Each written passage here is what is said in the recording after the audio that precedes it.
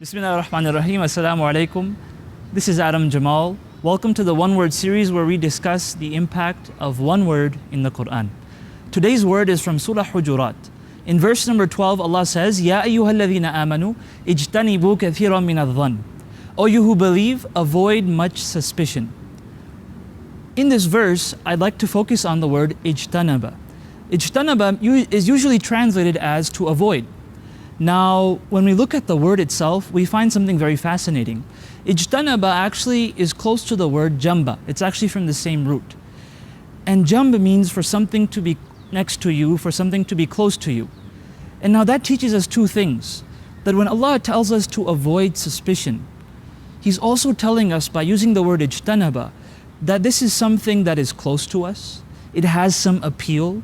It has maybe even some popularity amongst people. But we have to avoid it regardless. Because a lot of times we might hear ourselves say, well, everyone's doing it, so why can't I do it? Or we might hear ourselves saying, but I like doing it, it's so much fun. Instead, we have to fight that. And we have to realize that Allah subhanahu wa ta'ala has forbidden this thing for a reason. And so when He says, اجتنبوا كثيرا من الظن, avoid this suspicion, not only is He saying to avoid it, but He's saying avoid it despite its appeal and despite its popularity. And so I ask Allah that He helps us to avoid suspicion. And I ask Allah subhanahu wa ta'ala that He helps us to deepen our understanding and appreciation of the words of the Quran. Wassalamu alaikum wa rahmatullahi wa barakatuh.